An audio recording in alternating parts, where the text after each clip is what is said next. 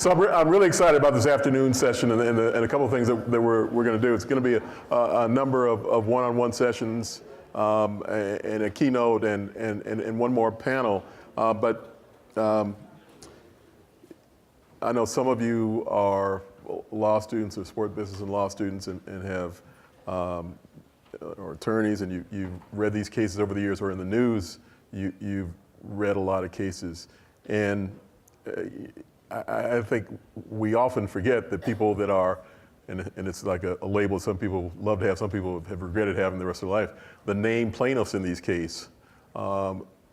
It's just, generally it takes courage to do that, to be that person. So we have two people that have, something, and I'm sure you guys think about it, your name sits there forever. I mean, it's like, you will never be able to get rid of you versus somebody. And it's the more powerful it is, the bigger the name is on the other side of the V. Who did you choose to challenge in the moment? So we've got two great people, and we decided to get one of the great law professors, one of the great sport management professors, and one of the great people, longtime friend, Glenn Wong from the ASU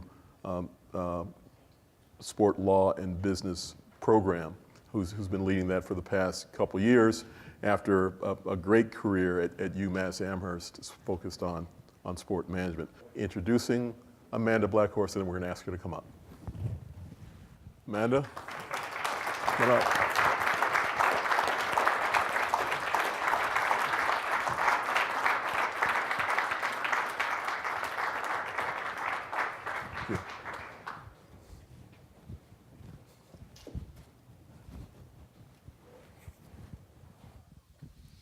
That was a great intro. It was. Thank you for making me look cooler than I really am. Very well done. Who gets credit for that, Ken? Congratulations to the GSI, Global Sports Institute, for putting that together, and thank you, Amanda, for being here. Let's start at the beginning. Tell us a little bit about your background. Well, I just want to say thank you to the Global Institute of Sports for giving me this platform to talk about this. When we talk about Native issues on, an international level, Native people don't always get that opportunity to do so. So thank you for that. But I got involved in this case about 13 years ago, 2006, I believe. And I was actually really young. I was 24 at the time. And, as far as the legal aspect of things, I wasn't too aware of how to go about addressing this issue of Native mascots, but knew that I was offended and that what I saw at some of these games was really offensive. And I was actually picked up by one of our elders and a longtime advocates in the Native community, Suzanne Harjo. In 2005, she approached me and was like, there was actually her case that was going through the courts at the time. Her case was filed in 1992, and it's one of those cases that kind of just sit there for years and years waiting for a judge to pick it up. And it was with the Trademark Trial and Appeal Board and going after the Washington team's name and their federal registration, so the name and the logo. And so knowing that I was a part of this activist movement, she had asked if I wanted to be part of another case because her original case was actually thrown out by the courts because they said that she waited too long to file her case, meaning she should have filed her case when she was just turned 18 or when the first registrations of the Washington team were filed in the 60s. And so the law that really supported us all of these years was the Lanham Act. Section 2A states that you cannot trademark something that is offensive to a group of people. So the R word being a dictionary-defined racial slur fell into that category. And at the time, you couldn't trademark the N-word or other slurs of people of color. And so that was our supporting, that was our case that was helping us win all of these years. And so when Suzanne's case was kind of pushed back because of an age, and it was a legal technicality, or they say that she was barred by latches. Yes. And so that didn't apply to me or my co-plaintiffs. We were around the age of 18 to 24 at the time. Mm-hmm. So that's how we succeeded in our case. Boy, that's a great background, and you don't even have a law degree, right? No, not- I don't. You're not. I'm a social worker. Social worker. Okay, so I'll read you specifically. You had it right, but 2A of the Lanham Act, which prohibits registration of marks which may disparage persons, living or dead, institutions, beliefs, or national symbols. That's specifically the language of the Lanham Act, and you're right. It was really a technicality. Latches was something that the court ruled on. And that's why Suzanne lost her case, because they said that what's balanced against the disparagement is the fact that that business has been allowed to continue and build up its goodwill through the years, and no one had raised it for a while. So that was the other side of that. Mm-hmm. So that was pretty brave of you, knowing that you were the lead plaintiff. So the name of the case is Blackhorse. Mm-hmm. Knowing that, did you have any concerns about getting involved with something like that? Well, at the time, I wasn't really sure what it would entail. I didn't understand that it would be as big as it was. And, I was 24, I was in college, I was super radical. I was learning a lot, and I'm like, let's do this, And it wasn't until, many years, years and years, 2014, when we won and it hit the mainstream media. And I was just completely unprepared for that. I had no idea that it was going to be as big as it was. And pretty soon I was probably the most hated person in the United States for like 24 hours. I got so much hate mail and so much harassment and so much, backlash from the football community and just people in general. Really? So, and that was pre-Twitter age? So you actually It was right around Twitter. Okay. Yeah, yeah. But you Twitter actually got letters and people writing to you? Yes, on social media. Okay, and what Yeah. were they saying to you? Well, I can't say some of that here. Okay. It would be inappropriate. Give us the family Yeah. edited version. Go, Are you ruining football? Go back to your casino, Yeah. you Okay. squaw. All right. Go get drunk. You're just an alcoholic. You might as well just go commit suicide. Just So endless. really raw. I actually wrote an article about it with Indian Country Today at the time, and it was called "The Hate Mail I Get is Sexist, Racist, and Violent towards me." And so it was. I took screenshots of the hate mail, and I posted that, and I wrote about each one, and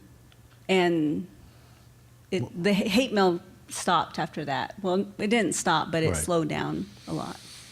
Did that just strengthen your resolve, though, once you got the hate mail? Yes. Yes. And so after that, I started to write for Indian Country Today, Yeah. became a journalist, and that was sort of my way to deal with a lot of that, and just put it out there and say, this is not okay. This is what Native people get when we stand up for ourselves. We get more racism thrown at us. So it was empowering. So just give a little bit of the audience a little background where you grew up and where you went to school. So I'm Dene from the Navajo Nation up north. I'm a Shihin born for Tlachitni, Sitnajini Dashichedo, Shihin Dashinele. And I grew up on the Navajo Nation, and I got my degrees at Haskell Indian Nations University in Lawrence, Kansas, went to the University of Kansas and also to Washington University in St. Louis for my master's. You know, I see this case in '92 and then your case also, and it's really raised the public awareness. And I saw some figures that about a decade ago, maybe 15 years ago, there were 2,000 sports entities which had some reference, and that now 2/3 of them have gone away. And as most recently as last year, I saw an article which you were quoted in of a high school in southern Utah, giving up the names. The Indians have changed, and their logo anyways. So you're having an impact, and you continue to work in this area. Tell us about that. Yes, so, unfortunately, our case, we lost our case last year and beginning of last year. And it was really difficult because I felt like we were doing well. We were, moving through the court systems. We were in the Fourth Circuit Court of Appeals. I was so sure we were going to make it to the Supreme Court at some point. And another case kind of sidelined us, and the case, they won in the Supreme Court. And the Lanham Act, was thrown out and ruled unconstitutional. So now you can trademark anything that is racist. We no longer have that protection. So it is okay now to trademark the R word, even though it's still a dictionary-defined racial slur. And so people call that a victory for the Washington team, but it really just says that they can trademark a racist name, and that's it.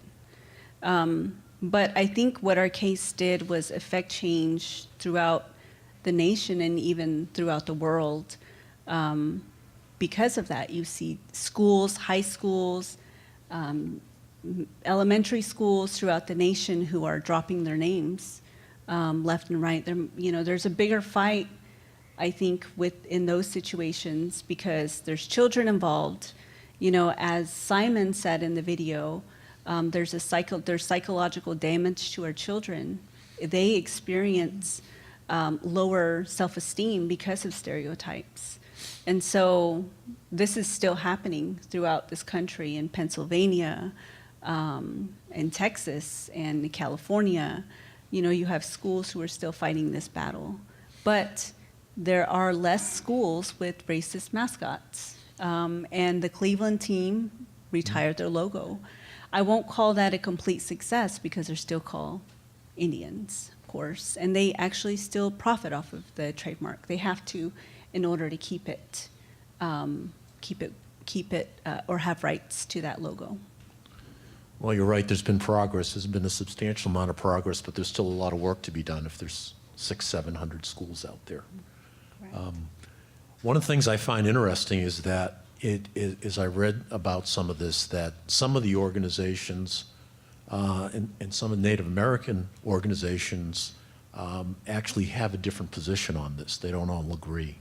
Mm-hmm. And I actually saw one, the Native American Guardians Association, that said they're not in favor of changing this because it's a way to preserve Native American history. Mm-hmm. So it's not an easy fight for you. Even national organizations take a different position.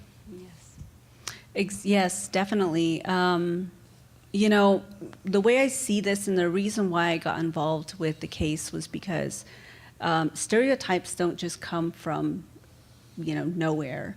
They are here and they're successful because of the colonization of indigenous people in this country. Everything was taken from us, our land, and to this day, we're still fighting for our rights, for our right to live in our communities. You have issues like Standing Rock that happened not too long ago, where we were literally at arms with the U.S. government, with the government and their military. So we're still definitely fighting for our rights. And so one of the things that has been taken away from us is our identity as Indigenous people. Many of us aren't able to speak our languages. I'm fortunate to be able to,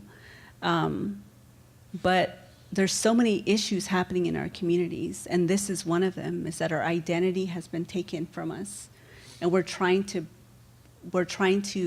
take that back. And so the way that you see that come out in our communities is through mascots. We have no control over that. We have no way to, we don't reap the benefits of that in any sort of way. Corporations do, franchises do. We're not putting that image out. We have to deal with it. We're the ones who deal with the consequences of it.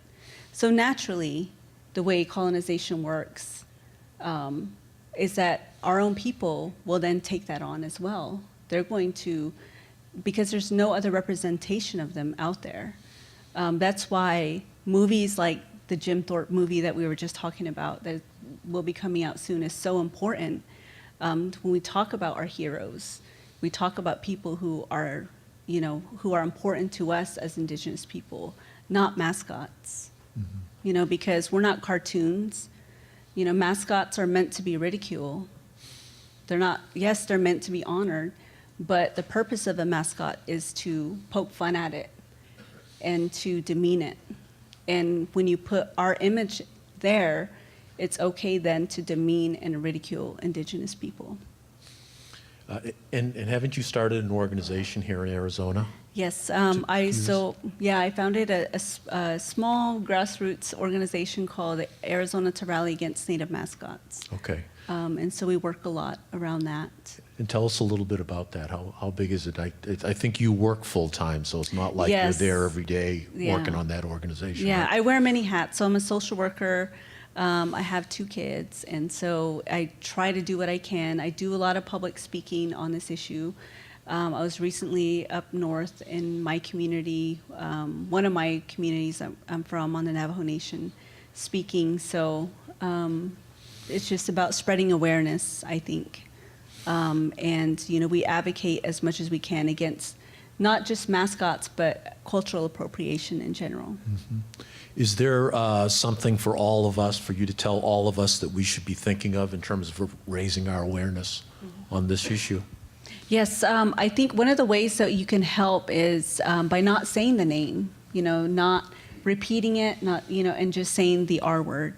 I think ASU now said that they will not print the word anymore. There's journalists out there who will no longer say it or print it in their work. And when I think that raises the question when people say, well, why don't you say the name? Then you can explain this is why, and I think that's important because we're sharing with people, we're spreading awareness every day in our lives. And you can check out our website, www.nomoremaskots.org as well. So it's Washington football team, it's Chicago, Chicago hockey team, it's Atlanta baseball team, Yes. right? Okay. Correct. Everyone have that? Okay. Any other thoughts that you'd like to leave in terms of how else people can help with this organization? Is funding must be an issue? Where do you go for funding? Oh yes, you can go to our website, nomornativemascots.org. We do have a donate button there that helps us with materials, travel expenses, that sort of thing. And follow us on social media. I try to stay active on social media on this issue. If I'm not sharing what I'm doing, I share other people's work as well. One last question, going back to that lawsuit. How was it funded? Was there someone who volunteered to handle that kind of case? The wonderful team at Drinker, Biddle, and Wreath in Washington, D.C. worked pro bono for 12, 13 years. Actually, even longer than that, even with Suzanne's case. On Suzanne's case and Yes, your case? yes. Okay. Great. Okay. Well, thank you very much. Thank you for having me. Great thing you're doing.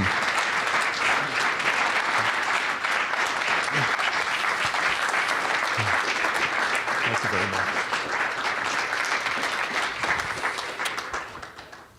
Now I think it's an honor and a pleasure for me to meet Spencer, who I met just a little while ago for the first time. I'm on the Naismith Basketball Hall of Fame Board of Directors, and Spencer was inducted in 2015. All right? I also was a college basketball player at a much different level than him. And I'm talking not only Division I, Division III, but where he played and where I played. He played at a much higher level, both ability-wise and vertically than me. So we share a lot. We were talking before that we played so long ago that there was no dunking, no three-point line, and no shot clock. No shot clock. So, but it's an honor and pleasure to be here. And I told Spencer I'd be nice to him. I wasn't trying out for 60 minutes. And he said, hey, you can go after me.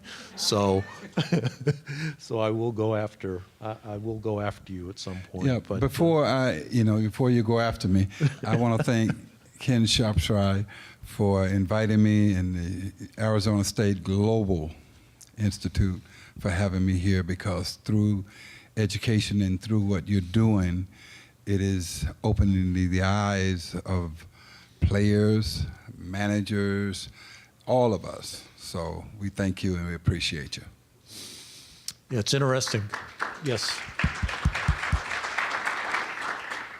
This is a great session about making change through litigation. And one of the things I've said throughout my career teaching in sports law is that most of the significant changes have come as a result of either litigation or legislation. The people who are in a position of power don't necessarily say, hey, I think we're going to do more for you. And sometimes it has to be a push. And Amanda's one and you're another in terms of making that push in that lawsuit. And I also want to thank you because you gave me fodder for many years in my sports law class. The first thing I would say in class is Spencer Haywood beat the NBA, sued him under antitrust laws for the draft. The draft's illegal. Why is there a draft today? So that was my lead into my class. Yes. My case actually started when I was at the University of Detroit.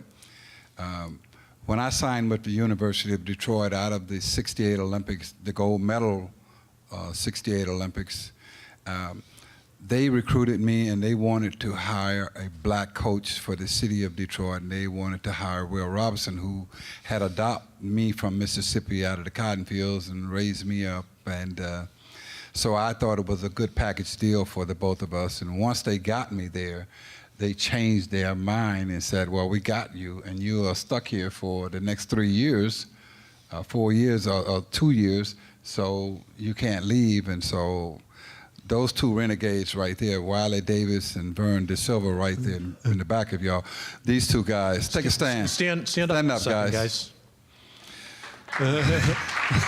Those are my teammates and my friends, my best friends for the last, since 1960, well, Wiley, we go back to 1965, but Vern in 1967, we went to Trinidad State Junior College and then to the University of Detroit, and they stood by me and said, well, hey, you can fight this and you can win this case. So we struck out to change basketball, and we didn't know we were changing basketball. I was just changing my circumstances, because even though I was making millions of dollars for the university, my mother and my brothers were still in Silver City, Mississippi, picking cotton for $2 a day. And my mother had picked cotton since she was 4 years old, and dragging a sack of 100 pounds, she had lost her back, and so she was actually crawling on the row of cotton, picking cotton, And so I just couldn't stand for that anymore, because I had to make some money for my family and for myself, and so I took on the ABA. The ABA said, well, we'll let you come into the ABA, but we're going to have to make it look right for the NC2A, because the NC2A was part of my lawsuit. They were under the current of the NBA. Mm-hmm. And because they had put out the information that, this would destroy college basketball as we know it, because without the 4-year rule, we can't hold players in for those amount of years. And so the revenue that would be brought to the university would shrink. And the NBA had a good farm system, mm-hmm.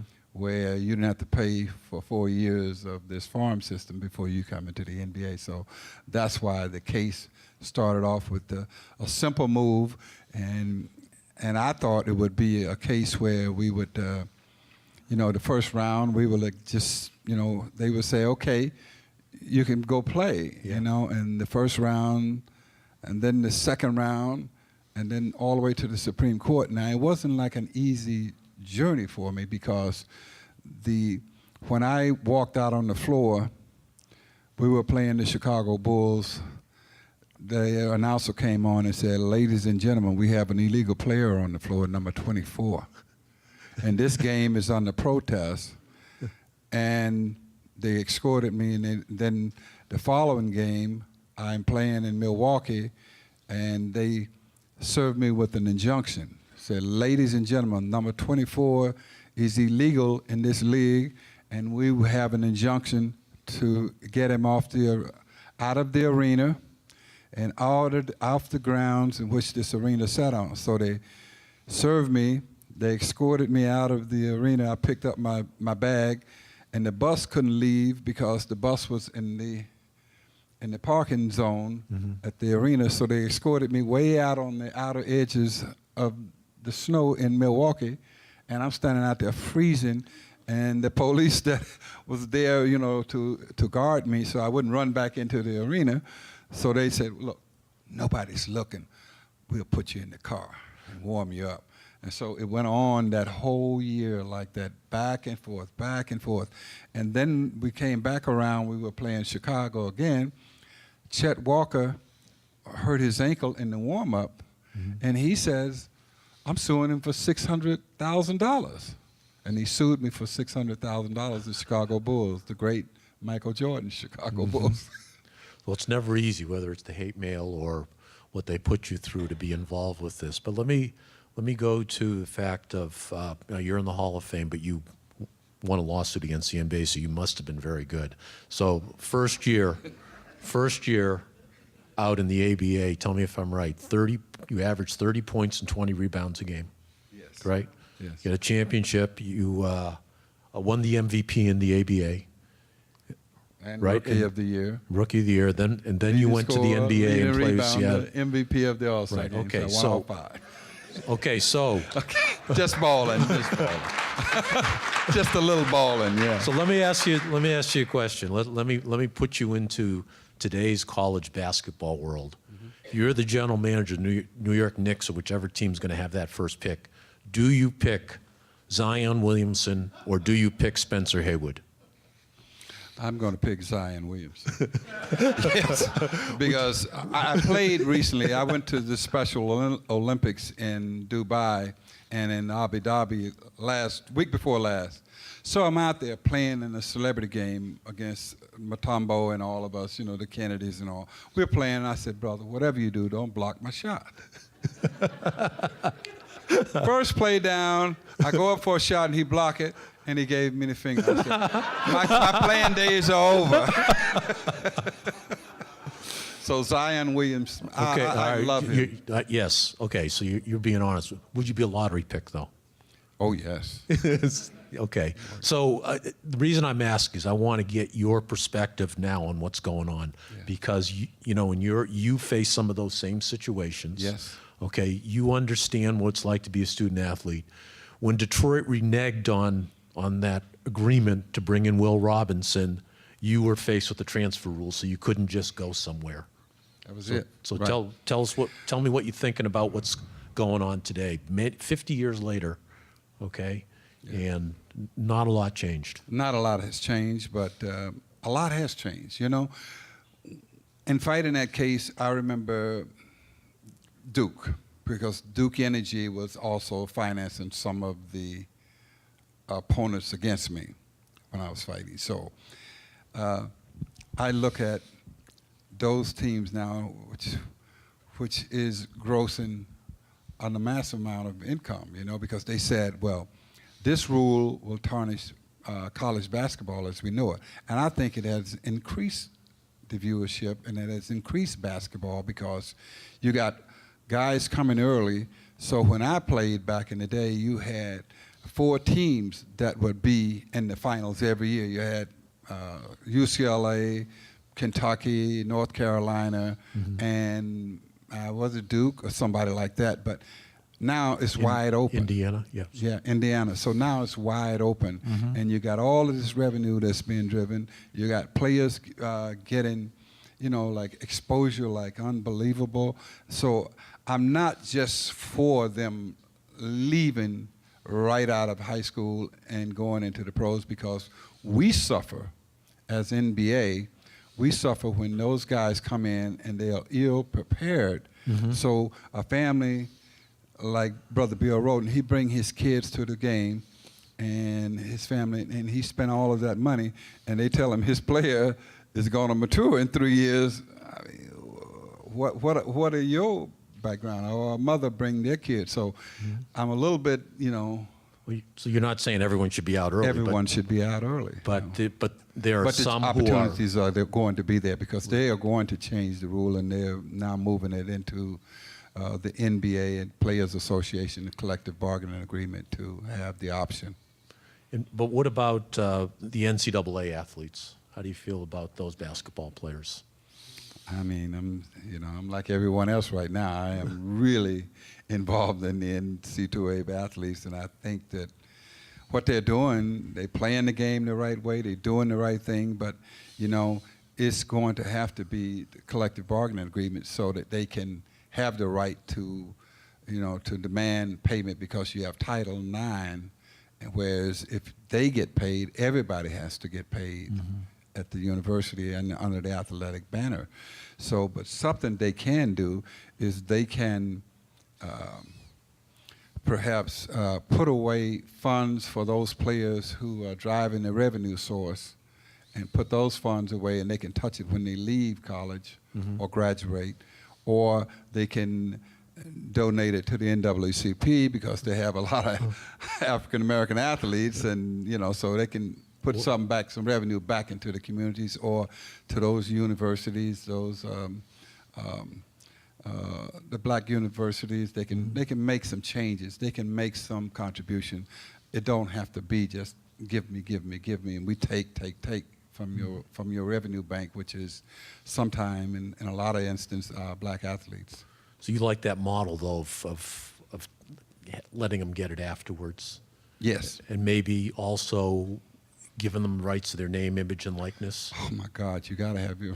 Because I don't have mine from the University of Detroit. They still have it. And Ed O'Banion filed for that case, and he and Bill Russell, but they still use our likeliness, and now they're putting it in video markets and whatever else they do. So, being the chairman of the board of the NBA retired players, I'm on the front end nowadays of policy and policy-driven ideas. So I must say about the young players today, these young guys, led by Chris Paul and LeBron James and Steph Curry, we had a meeting 2 years ago, and I explained to them that our retired players don't have the health insurance, and they don't have the coverage anymore, and they need to do something for us. So they went back into the room and came back, and they dropped $15 million a year on us for our health insurance for all of the retired players.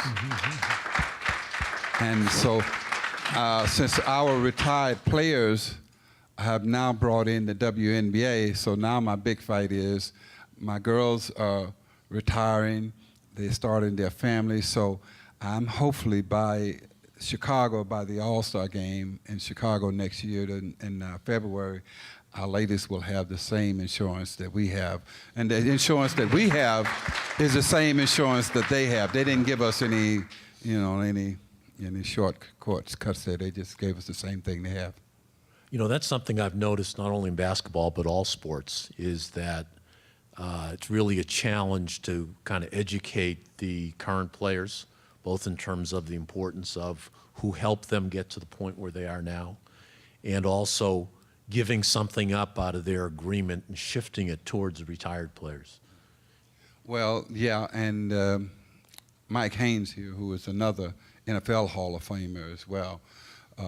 I've been talking with a lot of the NFL guys, because they are looking at our model, what we have, and now we're talking as a group, because we have 1,100 former players. They have 20,000 former players. So we have a voting block. We have juice. So now these guys are beginning to think, well, you know, maybe we should give all of our NFL guys the same insurance that the NBA guys have. So you think your group's ahead a little bit? we are ahead of all those guys. Okay, okay. It's less. It's fewer NBA players. It's 480. And by the way, out of the 480 players in the NBA today, 470 are under the Spencer Haywood rule. So I've made a significant amount of money for players. So we were looking at the value of what I've done. The value of what I've done is over $5 billion in player revenue, and for the owners, over $20 billion, because we only had 14 teams when I won, and now we have 30 teams. The revenue and the value of the teams were at $250 million, and now they start out at like $2 billion, basically. And so the revenue and everything has grown, and everybody was so fearful of this case. Yeah. And I was like, look what it has done for the sport of basketball. In college, high school, AAU, all of it. It's all part of one big family. And we have grown from this one little cotton-picking boy from Silver City that wanted to get his mother out of the cotton field.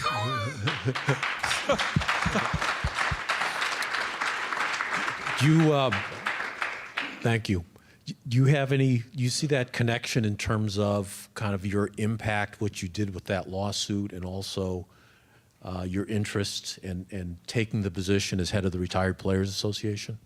Yes, it's like I was fighting for the players when I was 19 and 20. And this is a quote from Kareem, and now you're just doing your deed. As you've gotten older, God has placed you in the right place at the right time to do the work that you're doing today, because any other chairman could not go to those players and say, you owe us. And they look at, well, what are you talking about? And then they say, well, oh yeah, well, I owe you, Spencer. But I'm like, no, you owe us, because I'm representing the league now. I can't take payment for me. I can take payment for my guys, for all of our players and our ladies. So they're like, yeah, man, I get it. Do you think they appreciate it? They really do. They really do appreciate me. For years, I mean, it's over 50 years, but they did not appreciate me. But this new group of guys, I mean, led by LeBron James, has been pretty heavy. And when I sit around talking with them, they pretty deep. He's I pretty said, aware, okay. He's pretty aware of things and has made some substantial changes. Yes, and Steph Curry he's quieter, but he is really on top of it. And Chris Paul, man, that is my guy. He is the chairman of the board for the current players. He makes it happen, and he listens. You know, whenever I talk with them, they all listen. So I'm very proud of those guys, and I know they will take care of my ladies coming up next year. Good, and there's a little bit of transition going on right now. LeBron stepped back, and there's going to be some new leadership there. Oh, yeah. Okay. We got, you know, like I said, we got Zion Williamson, we got all of these new guys coming in, and we got new guys, and because of the old guys now, we had a big reunion at the All-Star weekend, and everybody's talking about all of the old players are in one family again, and we are speaking as one voice.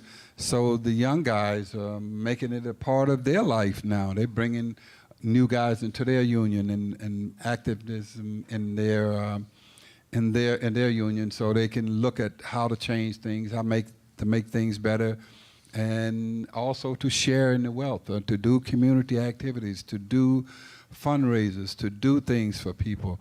It's not about themselves. I'm very impressed with them. Great. I'll leave with the answer to the question I started with in terms of my class.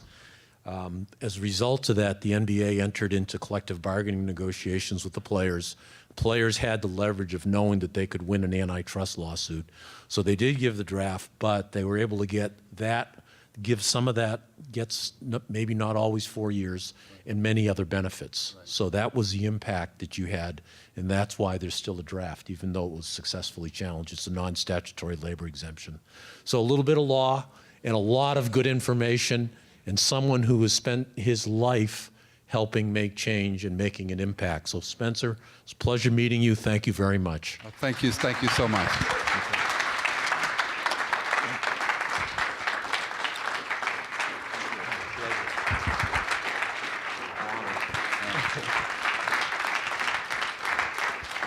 So we're going to take a networking break until 2:45, and when we return, I'll be talking with Dr. Todd Boyd.